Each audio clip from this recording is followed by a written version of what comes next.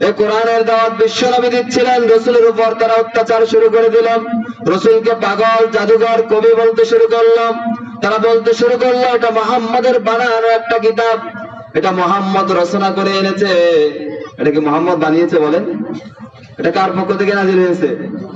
তারা বলতে লাগলো এটা মুহাম্মদুর রাসূলুল্লাহ সাল্লাল্লাহু আলাইহি ওয়াসাল্লাম বানিয়ে নিয়েছেন। আল্লাহ তাআলা তখন তাদের প্রতিবাদ করে কোরআনুল কারীমের সূরা বনী ইসরাঈলের 88 নম্বর আয়াত নাযিল করে আল্লাহ বলেন, কুল লা ইন জামাআতিল ইনসু ওয়াল জিন্নু আলা আইয়াতু بمثل هذا القرآن لا يأتون بمثله ولو كان بعضهم لبعض ظهيرا। আল্লাহ তাআলা বলেন, বলো যদি মানুষ ও জিন এই কোরআনের অনুরূপ হাজির করার জন্য একত্রিত হয়, তারপরও তা এই কোরআনের অনুরূপ হাজির করতে পারবে না। এই কোরআনের অনুরূপ তারা একটি কিতাব বানিয়ে আনতে পারবে না, বরঞ্চ তারা যদি একে অপরের সাহায্যকারী হয়ে যায়। সুবহানাল্লাহ। তারা বলে এই কোরআন মুহাম্মদ বানিয়ে নিয়েছে। আল্লাহ কোরআনের আয়াত নাযিল করে বলেন যে তারা যদি বলে যে কোরআন মুহাম্মদুর রাসূলুল্লাহ বানিয়ে নিয়েছে, তাহলে তারা এই কোরআনের অনুরূপ একটি কোরআন নিয়ে আসো। কিন্তু সেই যুগের কাফেররা কি পারছিল এই কোরআনের মতো একটা কোরআন বানিয়ে আনতে? তারা পারে না এই কোরআনের মতো একটা কোরআন বানিয়ে আনতে। আল্লাহ তাআলা তারপরে তাদেরকে চ্যালেঞ্জ দিয়ে বললেন, সূরা হুদের 13 নম্বর আয়াতে আল্লাহ তাআলা বলেন, আমি ইয়াকুলুনা ইফতারাহু কুল ফাতু বিআশরি সুওয়ারিন মিথলিহি মুফতারায়াতিন ওয়াদউ মান ইসতাতা'তুম মিন দুনিল্লাহি ইন কুনতুম সাদিকিন। আল্লাহ তাআলা বলেন, তারা কি বলে সে এটা রচনা করেছে? তারা কি বলে, মক্কার কাফেররা কি বলে যে মুহাম্মদ এটা বানিয়ে নিয়েছে, রচনা করে নিয়েছে? তাহলে তারা এই কোরআনের অনুরূপ 10টি সূরা নিয়ে আসুক, তারা এই কোরআনের 10টি সূরার মতো সূরা তারা বানিয়ে আনুক, এবং তারা তাদের সকল সাহায্যকারীদেরকে ডাকুক যদি তারা সত্যবাদী হয়ে থাকে। তারা যে বলে মুহাম্মদ এই কোরআন বানিয়ে নিয়ে আসছে, তাহলে তারা এই কোরআনের অনুরূপ 10টা সূরা নিয়ে আসুক। তারা যখন একটা কোরআন নিয়ে আসতে পারলো না, আল্লাহ বলেন তাহলে 10টা সূরা নিয়ে আসো। তারা 10টা সূরাও আনতে পারলো না। আল্লাহ তাআলা আবার তাদেরকে জানিয়ে দিচ্ছেন, ওয়া কুনতুম ফি রাইবিম মিম্মা নাযালনা আলা আবদিনা ফাআতু বিসূরাতিন মিন মিথলিহি ওয়াদউ শুহাদাআকুম মিন দুনিল্লাহি ইন কুনতুম সাদিকিন। আল্লাহ তাআলা বলতেছেন, ওয়া ইন কুনতুম ফি রাইবিম মিম্মা নাযালনা, আমি যে আমার বান্দা মুহাম্মদুর রাসূলুল্লাহ সাল্লাল্লাহু আলাইহি ওয়াসাল্লামের উপর যে কিতাব নাযিল করেছি, তারা বুঝি এর উপর সন্দেহ পোষণ করে। যদি তারা সন্দেহ পোষণ করে থাকে, তাহলে তারা এর অনুরূপ বিসূরাতিন মিন মিথলিহি, ছোট্ট একটা সূরার অনুরূপ একটা সূরা তারা নিয়ে আসুক।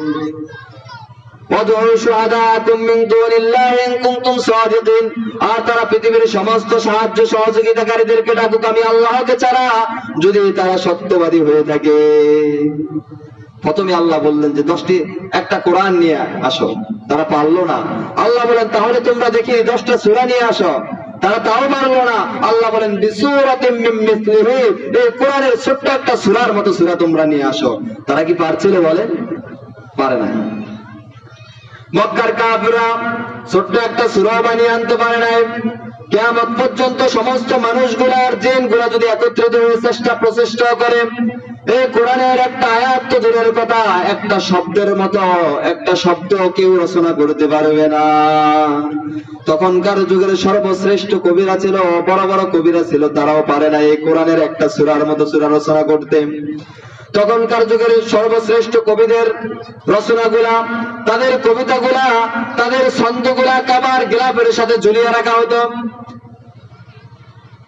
আর রাসূল সাল্লাল্লাহু আলাইহি ওয়াসাল্লামের উপর যে কোরআন নাযিল করা হয়েছে, এই কোরআনের ছোট্ট একটা সূরা, সূরা আল কাউসার, কোরআনের সবচেয়ে ছোট সূরা। এটাকে সেই কাবার গিলাফের সাথে ঝুলিয়ে রাখা হয়েছিল। আর তখনকার যুগের সর্বশ্রেষ্ঠ একজন কবি ছিল কবি আবিদ বিন রবিয়া।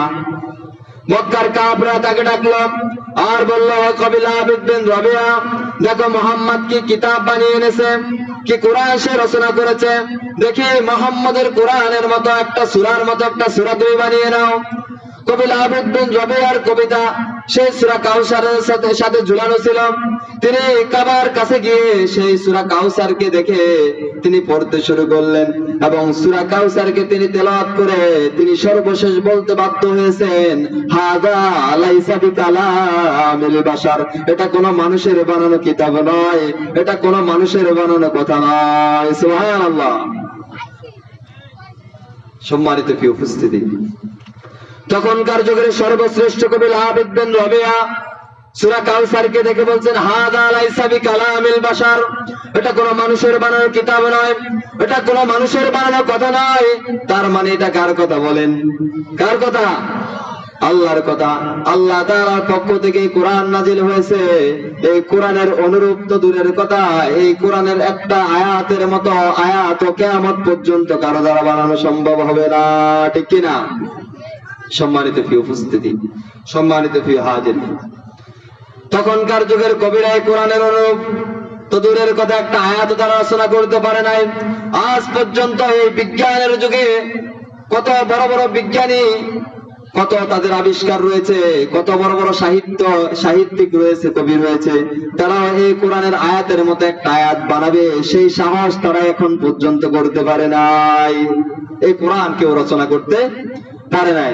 আবার যদি কেউ চায়, এই কোরআন তো বানাতে পারবে না, এই কোরআনকে ধ্বংস করতে চাইলে ধ্বংস করতে পারবে? বলেন, পারবে? রচনাও করতে পারবে না, ধ্বংস করতে পারবে না। তার কারণ হচ্ছে এই কোরআনের দায়িত্ব কে নিয়ে নিয়েছেন? আল্লাহ তাআলা এই কোরআনের সংরক্ষণের দায়িত্ব দুনিয়ার কোন মানুষের কাছে দেন নাই, কোন জিনের কাছে দেন নাই, দুনিয়ার কোন মাখলুকের কাছে আল্লাহ তাআলা এই কোরআন সংরক্ষণের দায়িত্ব দেন নাই। এই কোরআনুল কারীম সংরক্ষণের দায়িত্ব মহান রব্বুল আলামিন নিজের হাতে রেখে দিয়েছেন। এজন্য আল্লাহ তাআলা কোরআনুল কারীমের মধ্যে বলেন, ইন্না নাহনু নাযালনা যিকরা ওয়া ইন্না লাহু লাহাফিজুন, নিশ্চয় কোরআন আমি রব নাযিল করেছি, আর এই কোরআন সংরক্ষণের দায়িত্বটাও আমি রব্বুল আলামিন নিয়ে নিয়েছি। সুবহানাল্লাহ। আল্লাহ এই কোরআনকে সংরক্ষণ করবেন, আর দুনিয়ার সমস্ত মানুষগুলা যদি চায় এই কোরআনকে ধ্বংস করে দিতে পারবে? বলেন। এই ভারত উপমহাদেশের মধ্যে ইংরেজেরা 200 বছর পর্যন্ত শাসন করছিল। 200 বছর পর্যন্ত ইংরেজেরা এই ভারত উপমহাদেশ শাসন করেছিল। যাওয়ার পূর্বে ভারত উপমহাদেশ থেকে তারা চেয়েছিল কোরআনকে শেষ করে দিবে, কারণ এই কোরআন হচ্ছে মুসলমানদের ঈমানী শক্তি, এই কোরআন হচ্ছে মুসলমানদের চেতনা। তারা জানে এই কোরআন আছে বলে মুসলমানরা এত শক্তি পায়, আমরা মুসলমানদের সাথে বিজয়ী হতে পারছি না। এই জন্য ইংরেজরা চেয়েছিল এই ভারতবর্ষ থেকে সমস্ত কোরআন গুলা শেষ করে দিবে। আর এই জন্য তারা একটা টিম গঠন করছিল। এমনকি তারা ওই টিমের সদস্যদের দায়িত্ব ছিল যত কোরআন আছে সমস্ত লাইব্রেরির থেকে কোরআন গুলা নিয়ে নিবে তারা, আর সমস্ত কোরআন গুলা পড়ে শেষ করে দিবে। তারা কোরআন পড়তে শুরু করলো, কিন্তু তারা এক পর্যায়ে দেখলো যে আমরা তো এই কাগজের প্রিন্টের এই কোরআন আমরা পড়ে শেষ করছি, কিন্তু মুসলমানরা তো এই কোরআন শুধু কাগজের প্রিন্টে লিখে রাখে নাই, এই কোরআন তো মুসলমানরা তাদের হৃদয়ের প্রিন্টে লিখে রেখেছে। সুবহানাল্লাহ। তার কারণ হচ্ছে কোরআন তো মুসলমানেরা এই কোরআনকে হিফজ করে মুখস্থ করে রেখেছে। অসংখ্য হাফেজে কোরআন রয়েছে। আমরা যদি পৃথিবীর সমস্ত কোরআন গুলো পড়ে শেষ করে দিতে চাই, কিন্তু এই কোরআন তো মুসলমানেরা মুখস্থ করে রেখেছে, আমরা চাইলে এই কোরআনকে শেষ করতে পারবো না। তারা ব্যর্থ হয়ে গেল। সম্মানিত প্রিয় হাজির, আজ আমরা দেখছি পৃথিবীর প্রান্ত প্রান্তে এই কোরআনকে পুড়ে ফেলা হচ্ছে, কোরআনের উপরে দাঁড়িয়ে ছবি করা হচ্ছে, কোরআনকে ছিঁড়ে ফেলা হচ্ছে। তারা হাজারো চেষ্টা করলে কোরআনকে পৃথিবী থেকে বিদায় করতে পারবে? বলেন। তার কারণ এই কোরআনের সংরক্ষণের দায়িত্ব কার হাতে? আল্লাহ তাআলা এই কোরআন সংরক্ষণের দায়িত্ব নিয়ে নিয়েছেন। কেউ চাইলে এই কোরআনের মতো একটা কোরআন বানাতেও পারবে না, আবার কেউ চাইলে এই কোরআনকে ধ্বংস করতেও